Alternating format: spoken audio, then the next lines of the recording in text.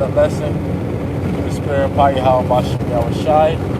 Before I get started, but give all praise and glory to Yahweh, Ba'ashem, Yahushai, Ba'ashem Kakwadash. Double honors to the apostles and elders of Green Millstone who well. Peace and blessings to the hopeful elect that preach the truth sincerely across the four corners of the earth. This is a quick little lesson through the spirit of Paya How Bashim Yahushai. Lord, one of this lets me edify to the hopeful elect, and name of this lesson is it's really no title. It's in transit, open forum for better words, and it's I'm gonna go over something basic, but it's still future prophecy, man, because we're in the time of prophecy. We're in the time of all things being fulfilled, man. And what's about to be fulfilled is the transitioning of shit. Before I get what I was going to originally grab, I'm going to grab Revelations 21 real quick and say, and I saw a new heaven and Revelations 21 and 1. And I saw a new heaven and a new earth. For the heaven and the first earth were passed away, and there were no more seas. So there you go. It said he saw a new heaven. Okay, man. John the Revelator, one of the 12 disciples, actually Yahushai's favorite disciple. He was talking, he was writing the visions that the Lord gave him. He was on the island of Patmos, and he said he saw a new heaven and a new earth. Because new heavens and new earth represents what?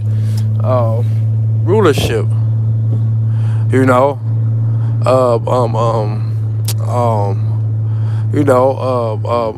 New authority, because new goes back to the Greek word kainos, which means refresh, which is the Hebrew word chadash.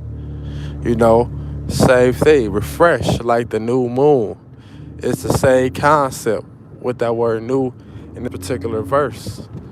And the Lord said that he's seen a new rulership. So who is going to be ruling the new rulership? The nation of Israel, under Yahushua, who is an Israelite himself, who is a descendant from the tribe of Judah, the head tribe of the nation of Israel, man. So under his authority, under his rulership, the rest of the tribes is going to rule over the earth.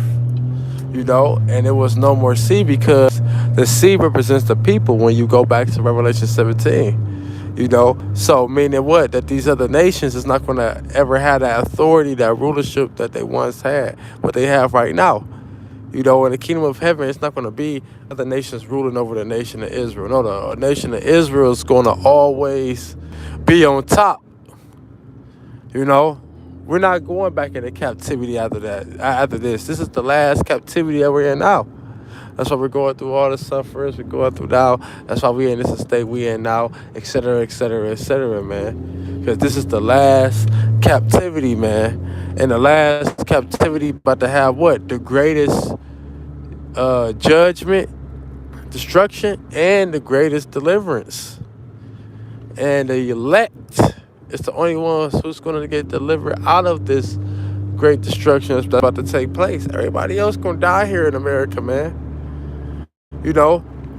These devils really think that they kingdom gonna continue forever, man. And you got these stupid ass, simple ass niggers that follow right after them, that think the same shit. They think. But the scriptures say your father the devil, the lust of your father you would do. So you can continue to think this place gonna continue. Because guess what? The Lord said this place is gonna get destroyed, man. I thought another scripture real quick. Where is that?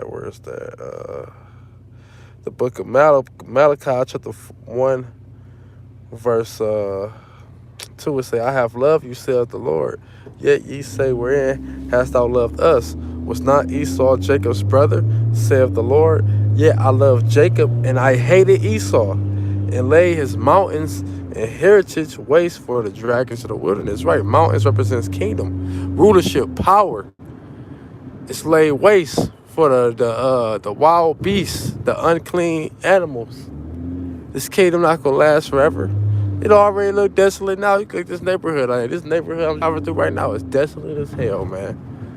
You know. But hey, when the Lord get done with this place, it's gonna look worse than this. It's not even gonna be nothing. You know. But it say the point was verse 4. It said, whereas Edom saith, we are impoverished, but we will return and build the desolate places, because that's what they do now. You know, they build they build on top of this shit that's already desolate.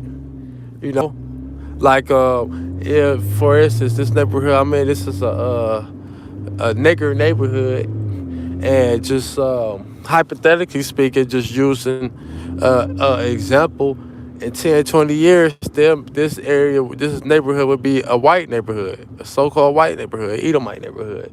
This same exact area that I'm driving through right now. 10, 20 years from now, they'll make this area a area full of Edomites. You know, so that's what they do. They kind of desolate areas, desolate places, and build on top of it to make a flourished kingdom, which is madness and folly, because the Lord's not with this place, and this place is not really flourishing how they try to convince themselves it is, man. This place is going to shit, you know. I'm gonna keep going and say they shall build. It say, but thus saith the Lord of hosts, they shall build, but I will throw down, and they shall call them the border of wickedness, and the people against whom the Lord have indignation forever. So there you go, man. It said that the Lord is gonna build. No, it said they're gonna build like they do. They bow to builder ass niggas. They build, and the Lord is gonna throw down. You know, because the Lord's not with this shit, man. And you see, he has a righteous anger against these wicked motherfuckers forever. That's something to really think about. For eternity, he has a righteous anger against these people, man. Against these brats, these Brents, and these Edomites, man. Because they are the wicked, you know. And they have 2/3 following after they asses. And that's why 2/3 wicked ass gonna die with them. You know? It says 414 on this license plate too.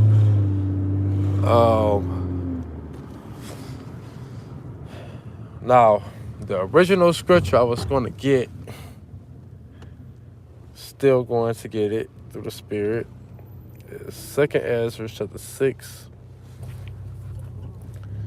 verse 7. It say, then answered I and said, what shall be the part and center of the times? Or when shall be the end of the first and the beginning of it that follow? Right, because the last days, the end of the world, been spoken about since the beginning, man. And we're finally in a time where it's about to take place. You know, because you got these niggas, they're so ignorant of knowledge. They don't think that the end of the world is about to take place. The end of the rulership of an age is about to take place. They think this shit gonna last forever. But these niggas err like not knowing the scriptures, man. They being ignorant of the scriptures. Because when the scriptures talk about the end of the world, the end of the age of this time period, of this way of life, that was for a particular time period, man. And we in that time period now. But you got these, I heard this shit when I was a kid, ass niggas still alive. So they can receive their judgment at the end of the day, man. You know, it say, and he said unto me, from Abraham unto Isaac, when Jacob and Esau were born of him, Jacob hand held first to hell Esau, right, pulling this devil out of power, man. And that's what's about to take place. This devil's about to lose everything that he owns, man. Everything that he has, even including himself. He about to lose his own life, man. You know? Because the Lord will use his people under Yahweh Shah to get vengeance and destroy this devil. It say, for Esau is the end of the world, and Jacob is the beginning of it that followeth, right? The end of the age, the eon, the time period of this way of life, this way of death. That's been going on for thousands and thousands of years, man. We're finally in a time where this is about to take place. That's why the scriptures say what? Rejoice ye heavens and ye earth. You know, this is a time to really be excited and rejoicing to be in, man, because the salvation is finally about to take place. You know, uh, it was another scripture I was just thinking about just now.